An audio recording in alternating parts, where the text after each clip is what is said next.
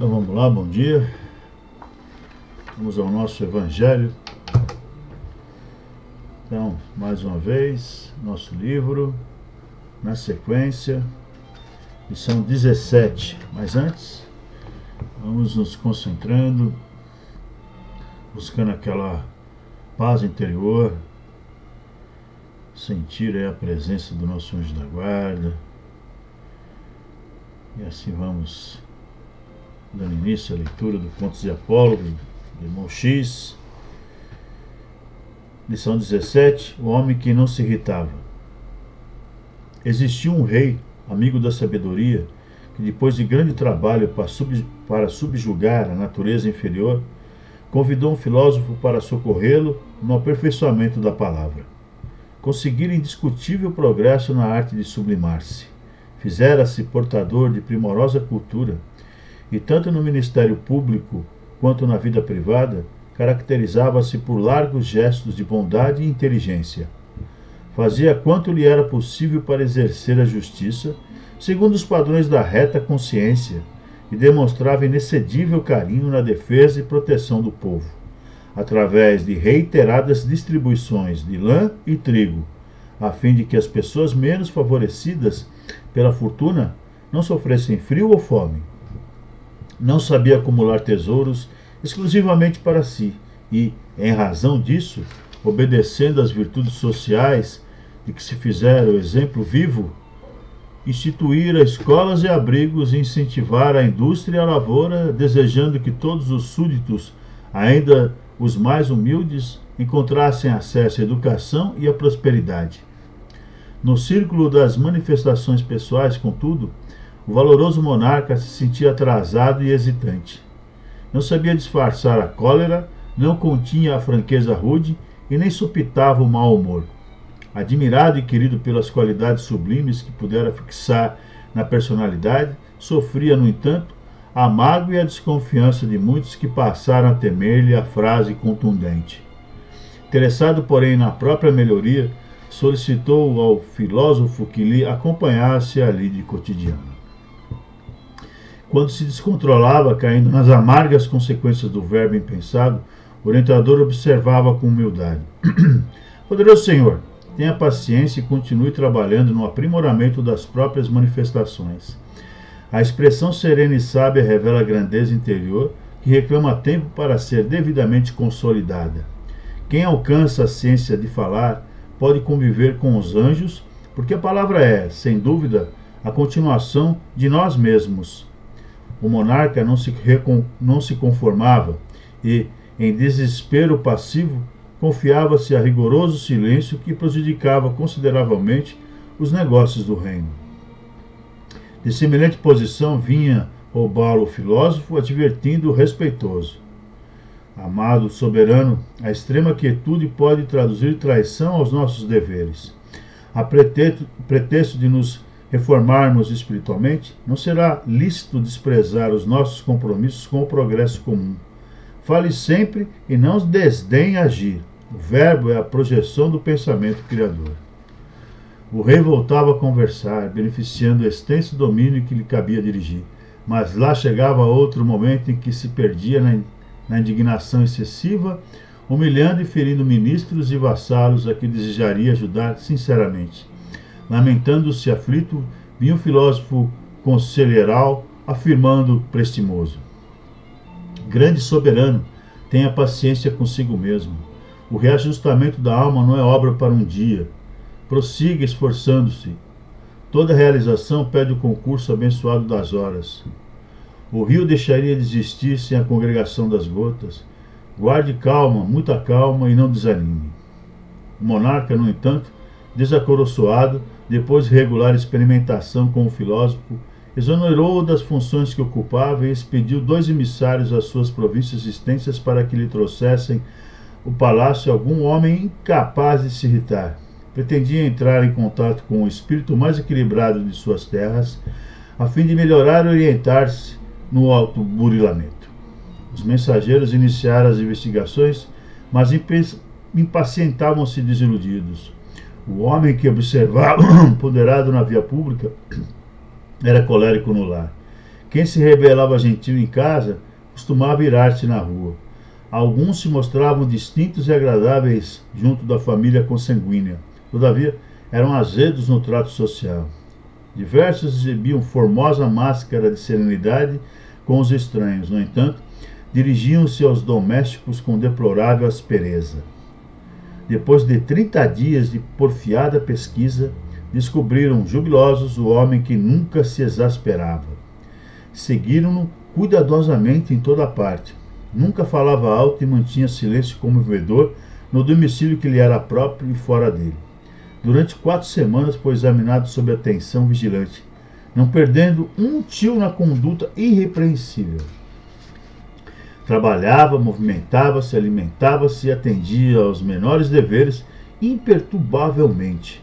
Apressaram-se os mensageiros em levar a boa nova ao monarca, e o rei, satisfeito, convocou assessores e áulicos de sua casa para receber a personagem admirável com a dignidade que lhe era devida. O vassalo venturoso foi trazido à real presença. Entretanto, quando o soberano lhe dirigiu a palavra, esperando encontrar um anjo no corpo de carne, verificou, sob indefinível assombro, que o homem capaz de irritar-se era mudo.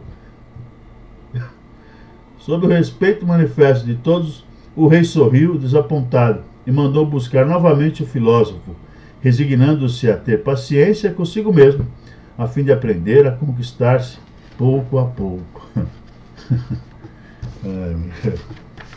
Bom, a lição é clara. O homem que o monarca queria ter ao seu lado como exemplo era mudo. Por isso não se exasperava, não reclamava, não tinha brigas, não tinha desavenças com ninguém. Só sendo mudo. E olhe lá, hein? Olhe lá. Então o que essa lição nos revela?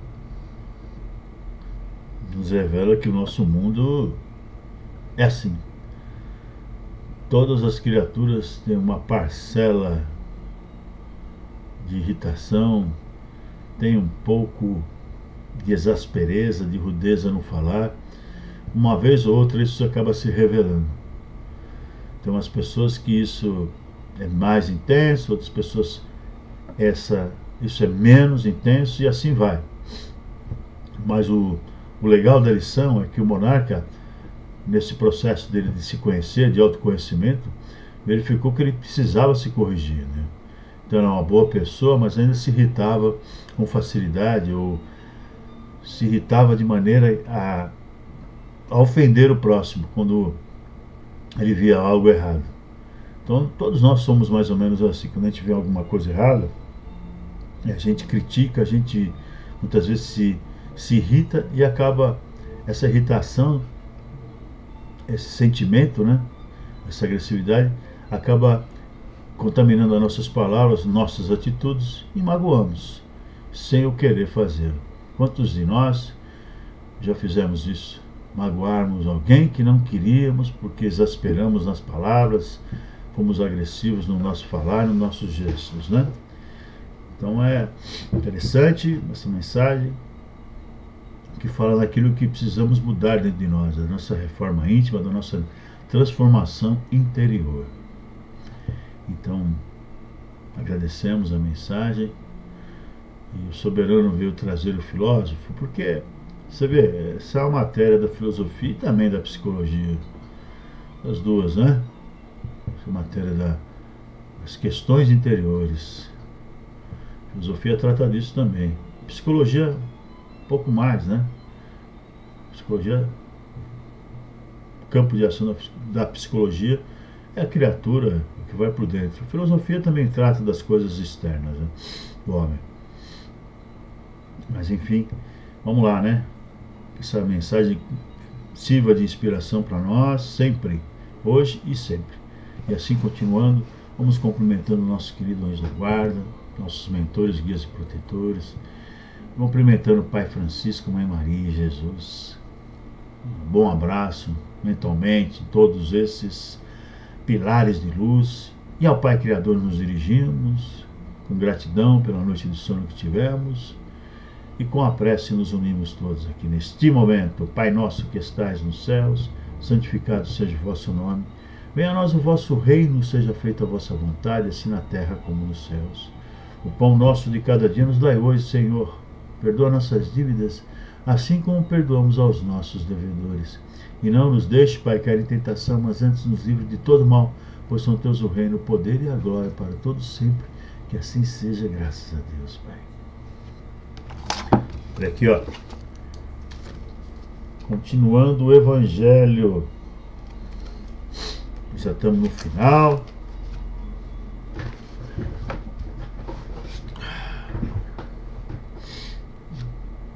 Então vamos lá. Estamos no item 9 ainda, do capítulo 28, coletânea de preces. Vamos lá. Obter a existência dos bons espíritos e livrar-se dos espíritos levianos e mentirosos deve ser o objetivo dos esforços constantes de todos os médiuns sérios. Sem isso, a mediunidade é uma faculdade estéril, que pode mesmo reverter em prejuízo daquele que a possui, degenerando em obsessão perigosa. O médium que compreende o seu dever, em vez de orgulhar-se de sua faculdade que não lhe pertence, desde que lhe pode ser retirada, atribui a Deus o que de bom consegue obter. Se as suas comunicações merecem elogios, ele não se envaidece com isso, por saber que elas independem do seu método pessoal, e agradece a Deus haver permitido que os bons espíritos se manifestassem através dele. Se dão motivo a críticas, não se ofende por isso, pois sabe que elas não foram produzidas por ele. Pelo contrário, reconhece não ter sido um bom instrumento e que não possui todas as qualidades necessárias para impedir a intromissão dos maus espíritos. Trata, então, de adquirir essas qualidades e pede pela prece a força que lhe falta. Prece. Tem 10. Vamos então. Deus Todo-Poderoso, permiti que os bons espíritos me assistam na comunicação que solicito. Preservai-me da presunção de me julgar ao abrigo dos maus espíritos, do orgulho que poderia me enganar sobre o valor do que obtenha, de todo sentimento contrário à caridade para com os outros médiuns. Se for induzido ao erro, inspirai a alguém a ideia de me advertir, e a mim a humildade que me fará aceitar a crítica com reconhecimento, e aceitar para mim e não para os outros os conselhos que os bons espíritos queiram dar-me. Se me sentir tentado a enganar, seja no que for, ou me envaidecer da faculdade que vos aprove conceder-me, peço-vos que a retireis de mim, antes que permitir seja ela desviada de sua finalidade providencial, que é o bem de todos e o meu próprio adiantamento moral. Ponto final. Então é isso, né? Ontem a gente comentou sobre o cuidado que devemos tomar com a nossa sintonia mental e espiritual. Então hoje, dando continuidade às ideias de ontem, a mensagem complementou. Então a gente sabe que esse intercâmbio espiritual mediúnico, ele vem de lá para cá. As coisas vêm do plano espiritual para nós. Que nem o Chico Xavier falava, o telefone toca de lá para cá, não daqui para lá. Então a gente, nós somos meros instrumentos, mero instrumento da espiritualidade de Deus, para que essas comunicações aconteçam. E elas nos ajudam muito, a gente sabe disso, né? Quantas curas, quantos esclarecimentos, quantas dores suprimidas, quantas luzes foram trazidas através desse contato mediúnico, né? A cura. Então, algo extraordinário, uma bênção de Deus, né? As comunicações. Quantos livros psicografados, nossa, muita coisa. Quanta coisa, se a gente for colocar assim no papel a produção, tudo que já veio de lá para cá, uma coisa, um tesouro inestimável. Então a gente tem que cuidar disso, melhorar isso cada vez mais. Então E aí no final ele nos apresenta uma prece para que a gente se mantenha firme, né, nesse propósito de termos a mediunidade afinada, sem vaidade, né, sem personalismo e com Jesus, principalmente. Então assim a gente encerra nosso evangelho de hoje, com as vibrações, claro. Então vibremos mais uma vez, amigas, amigos, pelo bem universal, pela paz universal,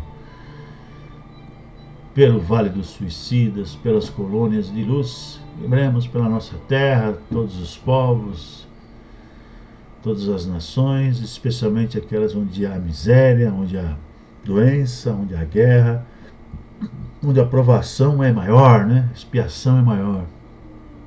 Pelo nosso Brasil, para que haja paz aqui na nossa terra. Lembrando também por todos os nossos líderes empresariais, políticos, no judiciário, enfim, em todo lugar. Vibremos por todas as autoridades para que possamos avançar. Todos nós avancemos num mundo mais igual, mais fraterno, mais solidário, mais humano.